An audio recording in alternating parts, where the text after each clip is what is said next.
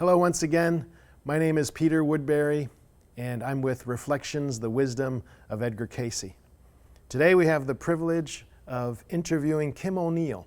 She's an angel communicator, a psychic medium, and the author of several interesting books, including the one that I'm holding here. So I'm looking forward to this interview. She's a regular speaker here at A.R.E. and will be here soon. So join me as we talk with Kim O'Neill. Hi, Kim. How are you? Thank you so much for coming on our show. Hey, Peter. I am so excited to be here. And I have to tell you that you are like a superstar. Whenever I talk to clients, they say, oh my gosh, Kim, have you had a hypnosis session, a regression session with Peter? He is amazing, the best ever. So I'm just thrilled to be here and to have the opportunity to talk with you. And when I come to Virginia Beach, I'd love to have a regression. So you are amazing. Your reputation is everywhere. Oh, thank you, Kim. Kim, are you single? No, I'm just kidding. Thank you for the praise. I'll shout back at you that I have gotten a lot of referrals from you, people that have worked with you, and they've been very, very happy, and they've come. So thank you for doing that for me also. I'm such a huge advocate for hypnosis, and what it can do is phenomenal, just across the board with our health and with how we look at life and how we can use it to calm ourselves. And of course, you would be much more articulate about it, but I can't say enough wonderful things. And about you conducting it, it makes a big difference who conducts the hypnosis. I've learned that. So anyway, thank you very much. Thank you. Yes, I think that one of the things I try to teach when I teach the class here in hypnosis is that the rapport, the trust that it needs to exist between the person and the feeling of safety. So I hope that I do that. I have a clinical background, so I've worked with a whole range of folks, and you hear a lot of stories, and so you're able to. I feel like my work has helped my consciousness be big enough to hold people in whatever they are experiencing. So I try to teach that. I think those of us that are spiritual teachers, I think that we really can relate to the whole idea of someone we're serving feeling safe with us. Yes. Even if they don't know us, it's a matter of helping acknowledge them, recognize them, and I always share with folks, I am serving you. And I think there's certain things that we can acknowledge that we truly feel genuinely that helps people feel more at ease and more, not only at ease and safe, but open and excited about what they could possibly learn or gain or, teach us for that matter. Mm-hmm. Well, tell us a little bit about your work with, is it predominantly with angels, with your angels and then the client's angels, and then they give you messages that you share with the person that's with you? Exactly. And so what I do, I channel, which means that I communicate with spiritual beings, which could be guardian angels, which could be departed loved ones, which could be unborn babies. So in a session, what I do is, first of all, I get someone's name, the first name they go by, and their age. I use that for timeline purposes. And I know we all work differently. And I get their location. They could be in, Paducah, Kentucky, or Poughkeepsie, New York, wherever, Manila, the Philippines, wherever they happen to be. And then I will connect with their soul energy. So I quickly am engaging with their soul's memory bank. So I'm able to access information about who they are, why they're here, about past lifetimes. And so I connect with them in that way, and that takes just a moment or two. And then I ask them what their priorities are, because that's really important. I'm a big believer in setting goals. And it's interesting to open the floor and just find out what our angels, want to share with us. But we typically have priorities that we want to address that are front of mind right at this time. So when I conduct a session, I do mediumship, but I really love communicating with guardian angels. And everyone has different guardian angels. They have a different number of them. There's always a reason why our angels are working with us at any given time. And so it's such a fascinating process. I've been doing this over 30 years, and every single day is like a new adventure. Everything is so unexpected. And I probably, like you, I never wanted to work in a box. In other words, I wanted to do something really different and something that I would always love and stay enthusiastic about. And I found it. So. You know, you mentioned the two cities you mentioned. You mentioned Paducah, Kentucky, and I have just finished for the past 2 years. About every couple of months, I was flying in and out of Paducah, and I had never heard of Paducah, Kentucky until, you know, it's about an hour away from Hopkinsville, which is where Edgar Cayce was born. And so it was just very synchronistic and psychic that you would just mention Paducah. How did that come to you? It just popped in my head. Popped in your head. Telepathically. Okay. Yeah. So it's not like you're from there or you have a client from there or anything like that.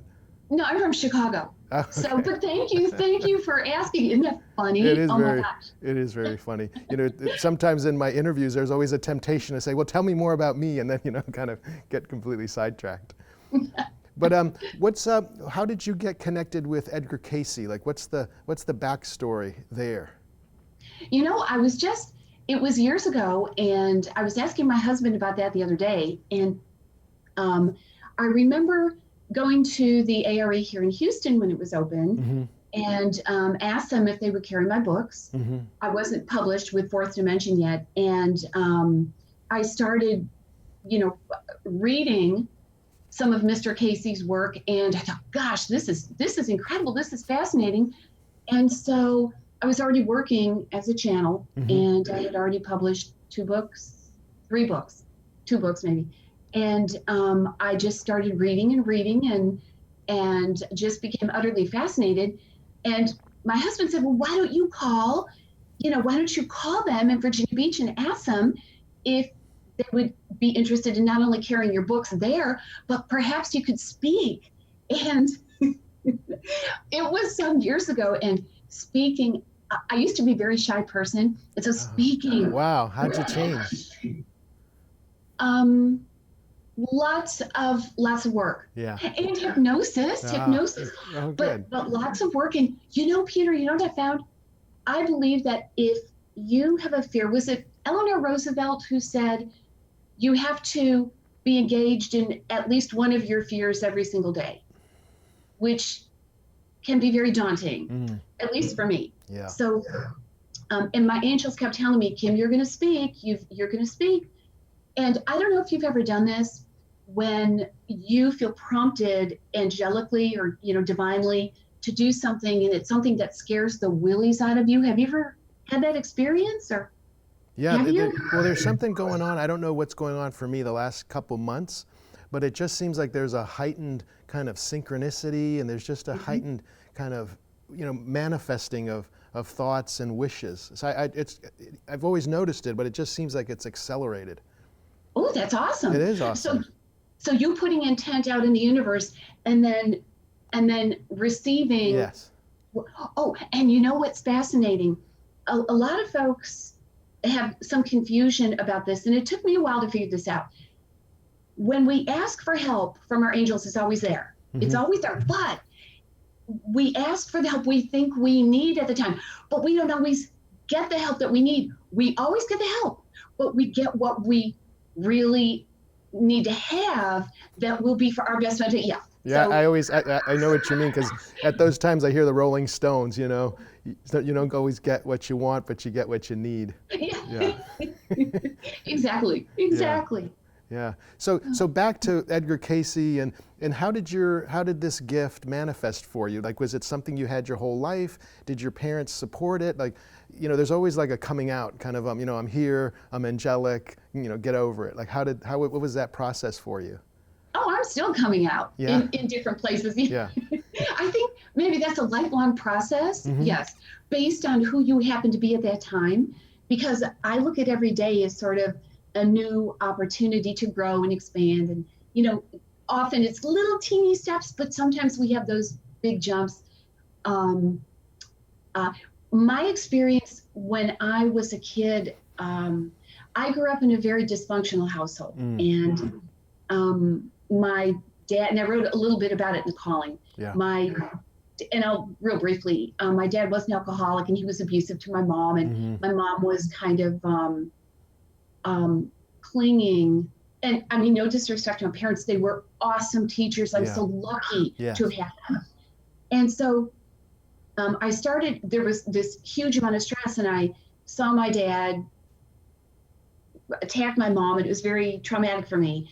And I started having these dreams, and they were so real, so vivid, they terrified me. Dreams where I would see people, I didn't even know what it meant.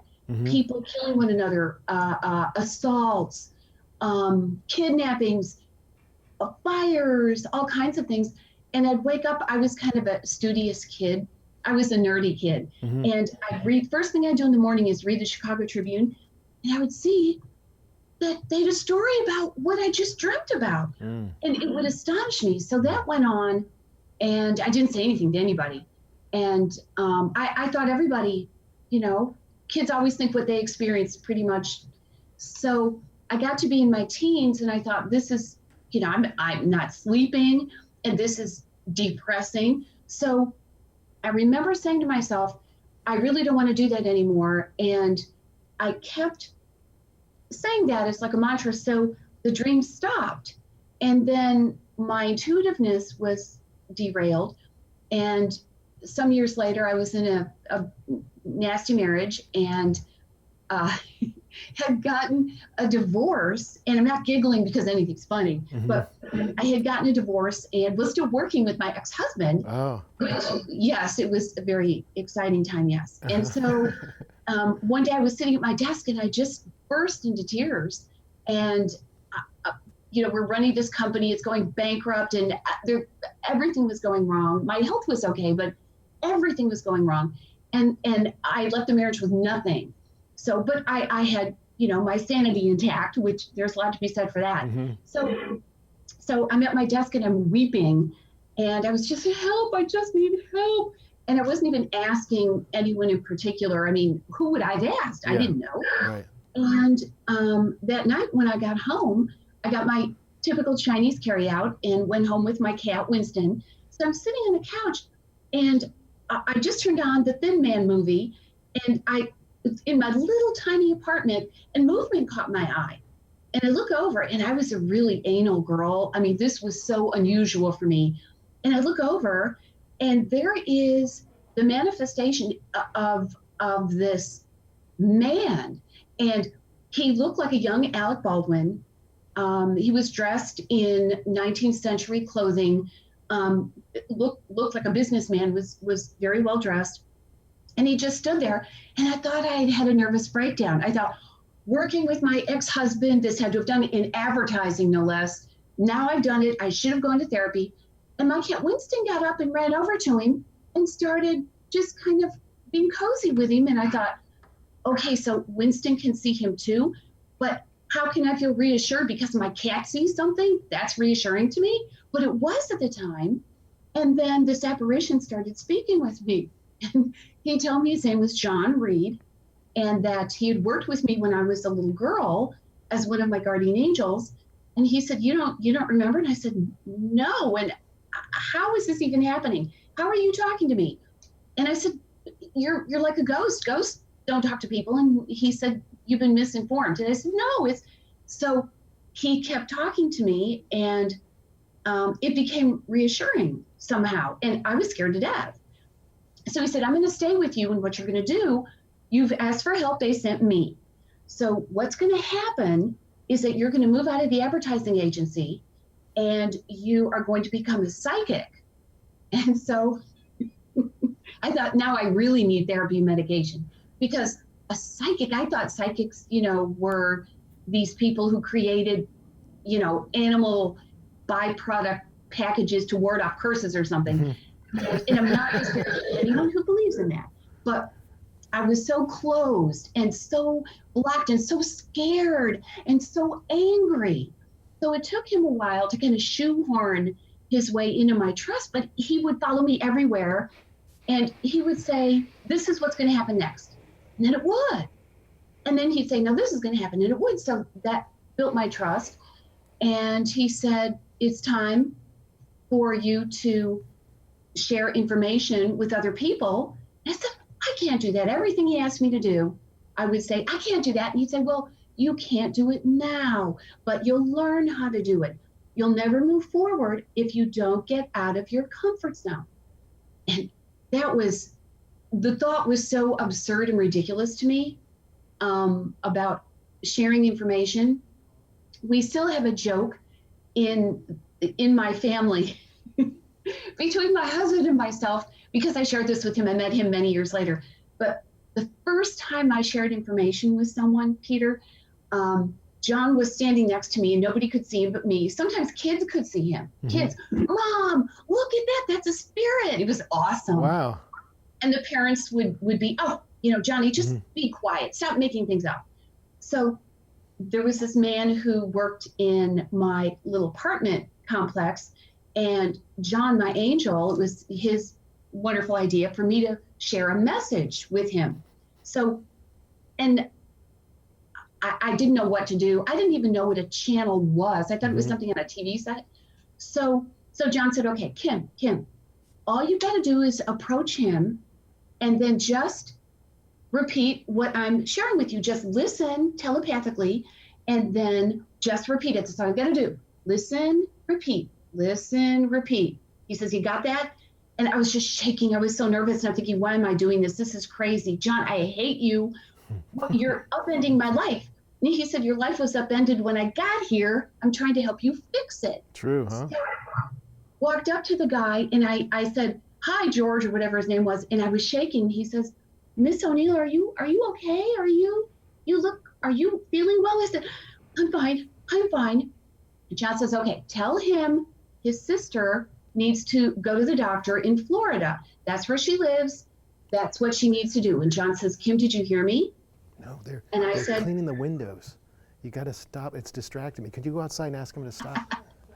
I'm sorry. They're cleaning windows here, and it's very distracting, so I'm trying to get their attention. Oh, no, that's okay. I didn't know, Peter, I didn't know if you were signaling to me. Oh, like, sorry. Enough with this story. Or No. I'm trying to get their attention to just to tell this guy to stop. Like, he can do it in half an hour, to clean the windows. Peter, it always happens. If you want a phone to ring, if you want windows to be cleaned, if you want somebody to say, hey, where is it? Just start taping. Yeah, that's true. Yeah, at first we have squirrels that run along here, and so at first I thought it was the squirrels. No. But it is. That's You're funny. right. It is unusual that right now would be when they're deciding to wash these auditorium windows. It could be any other time. Right? Yeah. And everything happens for a reason, of course. Now Kevin, should we jump back in or should we wait till? Is that resolved? Yeah, sorry about that. That's okay. That stuff happens. So we're about 20 minutes in. Okay, so we got about 5 more minutes. But you're probably going to have to edit whatever just happened. That's true. Yeah. There's some good questions there Yeah. to come. Good. So let's pick it up there. So John, you would say, is he your guardian angel? Is he one of Yes. your main? And is he still working with you? No. No. John moved on. Once I got with the swing of what I was born to do, and I understood what my life's work was, he came into my life to help me reconnect with my angels. And then, because kids are so open, kids are completely connected. Mm-hmm. Kids are the best channels in the world. Yeah. So once he helped me do that, and he helped me start working on issues I had, like the anger and the fear and all of that was definitely holding me back from even trying to figure out who I was and where I was and what I had learned. Every time we, of course, stating the obvious, every time we work through a difficult issue or a series of issues, we become a different person. Mm-hmm. And a lot of times, I'll be in session with someone and they'll say, gosh, I'm so upset. I had this kind of marriage or I had that kind of health condition, or I had this jerky boss at work. I'll say, well, let's ask your angels about what you've learned and how much further ahead you are now from all of that happening, because you're a different person. And then we can ask, what you've earned spiritually. Mm-hmm. So I think it's wonderful if we have an idea of not only why we're here and where we should be going, but what kind of opportunities we've earned through this really hard work. Mm-hmm. So it's doing the hard work, getting the spiritual rewards, doing the work, getting the rewards. And Yeah. sometimes the rewards are about serving other people, or it doesn't mean it's a new car or necessarily. Well, it but reminds we- me of Edgar Cayce. When people would come to him and they were at that moment in their life where they're going through a divorce, the money problems, the kids are acting up. When they would get the reading, it would oftentimes be, what a wonderful spiritual time. You are growing so much. You're really doing your soul work. And then sometimes people would come where, oh, I think I'll get a reading and everything's going fine. And Cayce would say, you're kind of parking it. You know, you gotta start looking for more growth opportunities. So I always say the ego wants a pina colada, and then the soul is here to work. And so there's that conflict. Like the ego doesn't like the soul work, and the soul is kind of thinks the ego is wasting time. So it seems to me when you got your awakening, it was right in that, crisis of the soul or dark night of the soul that John came in and he helped you really kind of reconnect. But I would guess that it was purposeful. It sounds to me, just interpreting that, you came in kind of like an angel for your parents. You came in really to kind of hold space, loving space for them. And a lot of children in that situation would not turn out like you did. That you had something much more than what your environment was providing for you. And I think that you developed a tremendous amount of compassion, which helps you do the work that you do. Peter, thank you so much. Thank you for that wonderful acknowledgement. I know I was supposed to be a teacher for my parents, and I was there, certainly ready, willing, and able. Yes. Able as much as a child could be, but it was such a wonderful learning experience for me. And one of the things they taught me was that I didn't want a life like theirs. Mm-hmm. And I didn't want dead-end jobs I hated. I didn't want a relationship like theirs. I didn't want to be like my mom, living in fear. Yeah. And then just sweeping everything under the rug. So I learned so much about what I didn't want. And sometimes that's the way that we start formulating what we do want and Yes. who we are. Yes, it's like, when I look at reincarnation and kind of soul work, it's like when we look at Buddha, here Buddha, we think, he found the way out of suffering. But if you look at what he seeded in his pre-life planning, his mother died shortly after his birth. So he had birth suffering, and then lo and behold, he transforms that suffering into finding the way out. So I think a lot of times, kind of what you came in to experience kind of became the energy or the emotion for you to do the work, and then to take it not just personally, but then to take it collectively. So proud, honored with your work. Oh, thank you. There's no fun if it isn't collective. Yes. Well, I think we're living, the Piscean to the Aquarian, I think, is moving from the individual to the collective. But we're going to have to wrap up soon. But there's one question I'd like to ask before we end. Edgar Cayce talked how often and it's also, I guess, from Scripture, that we entertain angels unaware. Do you think it's people that are taking on angelic roles, or is it actual angels that are manifesting here on Earth? Oh, Peter, that's a wonderful question. Both. Both. I think both. I think that we all have a crew, if you will, a team of guardian angels around us, but they convey information in so many different ways. Sometimes they materialize, sometimes they will share messages with us through other people, and not professional, psychics or channels, but many other people, where we can often hear the same message from different sources and think, maybe there's something to that. So, and I do think that they are interacting on the earthly plane in physical form. And I've spoken with so many people who have said, Kim, I have to tell you my angel story. I saw him or I saw her. So yes, so it's a matter of us being open. And some folks, talk about being a little bit fearful about it.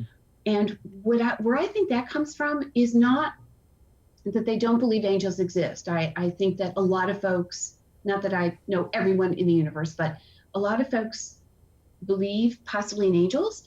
But I think folks, at least this is what is shared with me at my workshops, one of the things people are most concerned about is whether they are going to be able to hear and interpret the messages correctly.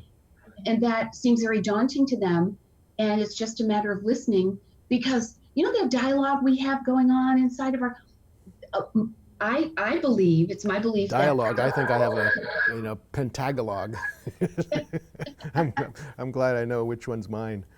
well, that's key. Yeah. Hey, Peter, that sounds like a good class. Hey, I'll sign up. Yeah. Well, before we wrap up, what's next for you? And I know you've been here several times here in Virginia Beach, and you'll be back soon. Tell us a little more about what you see going forward. What are you teaching currently? What will you be teaching perhaps next time you're here? Okay. Well, the next time, thank you for asking. The next time I come, it's going to be to Virginia Beach. It's going to be sort of an accelerated angel masterclass. Oh, nice. And it's going to be full day. So I'm hugely excited about that, of course, as I am anytime I get to interact with you guys. It's so amazing. But Peter, I'm also starting this brand new program called Spirit Smart. And you've heard of Street Smart and Book Smart. Well, this is Spirit Smart, where it's going to be this online community, not a membership. Anybody can join. Yeah. Anybody can. And I'm going to create videos where I'm interviewing people, but mainly where, there's just a discussion about what's going on in the world, but from a spiritual perspective. But it isn't going to be a very serious, esoteric program. I'd like it to be fun and engaging. So is this going to be? So this is this going to be like a YouTube thing, or is it going to be like a? Okay. Yes. And then so it's going to be videos and then discussion. Yes. Wow, and all for free. Yes. Well, aren't you special? Well, I love classes and courses, but I want to serve as many folks as possible. And so I think now people are so excited and interested in videos. Very true. Because they're alive. Yes. They're alive. It's different than just the written page. Yes, it's Which is true. what I've always done. Yes. Yes, you pick up so much more with a visual. Well, Kim, it's been a delight to speak with you. I'm going to leave us wishing we could talk more, and I'm going to leave our audience eager and hopefully coming to hear you speak, or going to your YouTube channel, reading one of your books. So thanks again for coming on, and I hope to see you soon. Oh, thank you, Peter. Thank you. A pleasure anytime. Thank you.